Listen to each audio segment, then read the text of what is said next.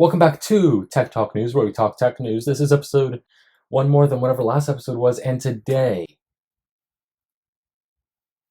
new AirPods? What?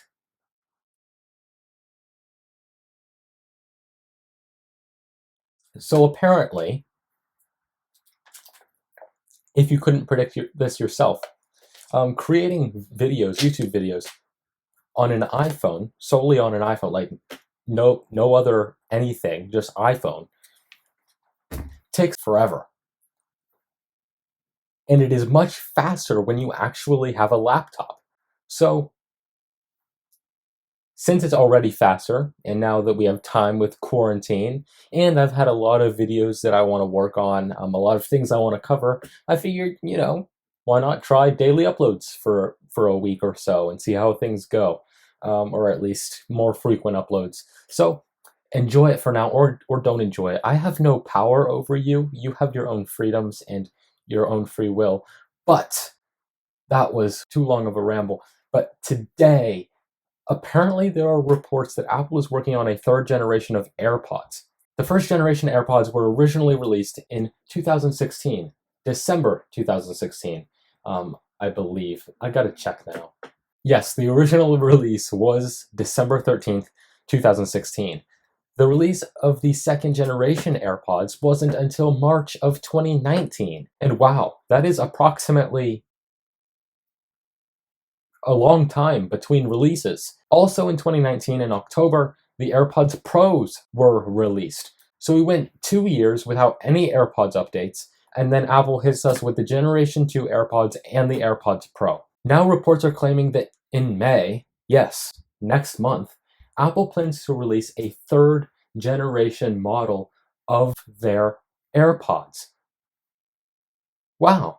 These new AirPods will likely just look exactly like the Generation 2s with some improvements.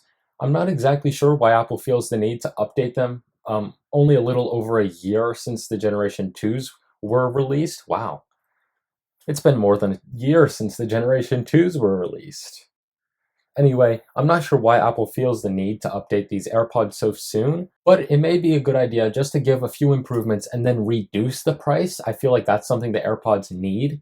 AirPods have become wildly popular. It's hard to go anywhere without seeing them in someone's ears, and I think the only way to get them in more pockets, or I guess you get smartphones in pockets, but in ears, yeah, the way to get more AirPods in more people's ears right now is to make them more affordable.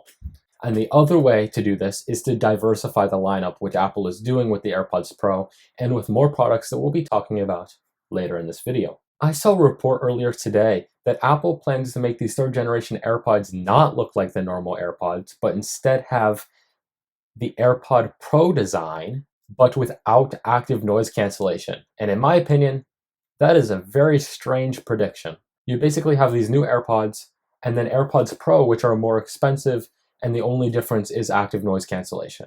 Personally, I feel like there's no way Apple's going to do that. But other suggestions I've heard people say about the new AirPods is that they might make the stem shorter, and by the stem I mean the part that actually hangs out of your ear. They might add the force clicking, like with the AirPods Pro, onto these AirPods. And of course, they may do the obvious things, such as extend battery life or make latency lower or something like that. Overall, it will be interesting to see what Apple plans to do with these new AirPods, if these leaks are true. I don't necessarily doubt that they are true, because AirPods have become so popular. Apple just wants, like, it makes sense to update a product more frequently that's doing well. That's why Macs hardly ever get design refreshes or things like that. But yeah, I guess we'll have to see.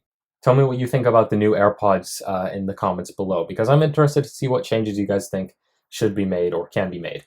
Next are leaks and rumors that Apple plans to release a MacBook next month, and that would be in the form of the 13-inch MacBook Pro.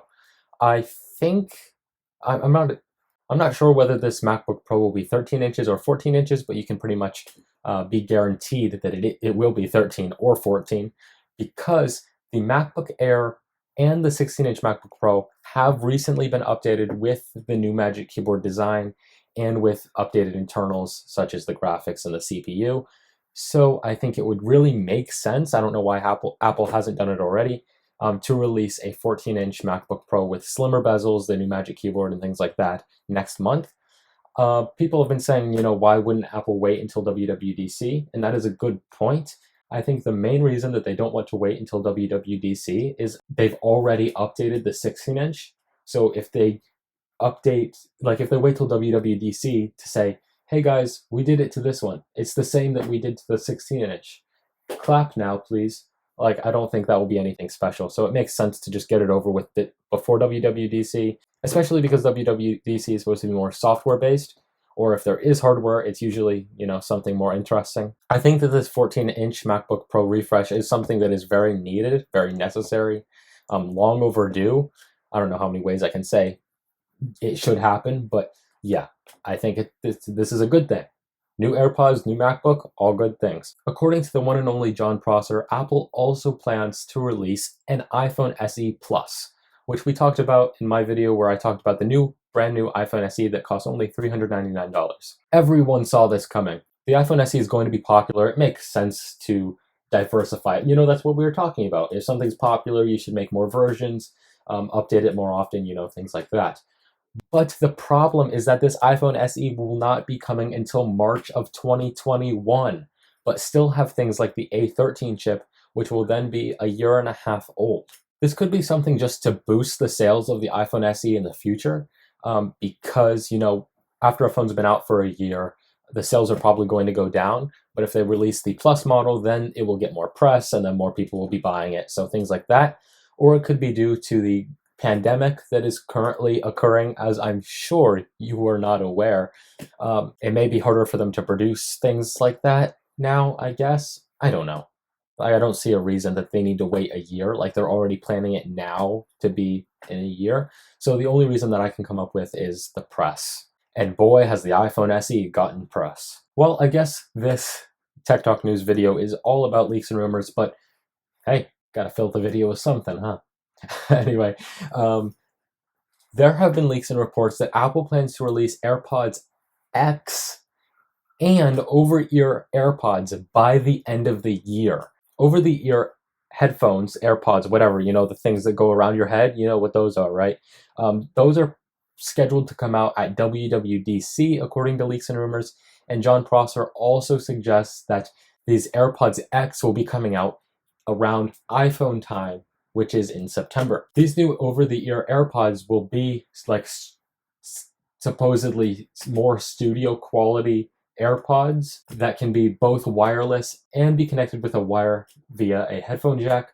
And I think, well, it's kind of weird for Apple to release something that connects via an audio jack, isn't it? But anyway, I think that both of these products are good ideas. The theme of this video is make product lines that are popular more diverse, and AirPods have been the most popular thing Apple has been selling. So it's a good idea for Apple to make something that's over the ear, more like better sounding quality, things like that, for people who actually want to get professional audio work done. I can 100% bet that these over-the-ear AirPods won't be the best for doing actual audio work, but I'm sure they'll just be like a step in that direction. In my head, I envision things like active noise cancellation being brought to these headphones, as well as the transparency mode. I'm not sure what the interaction will be with these headphones. On AirPods, you tap. On the AirPods Pro, you squeeze. These will probably be some kind of buttons on the side or a tap or something like that. Since these things will be much bigger, maybe they can have dials so that you can turn up and down the volume, something like that,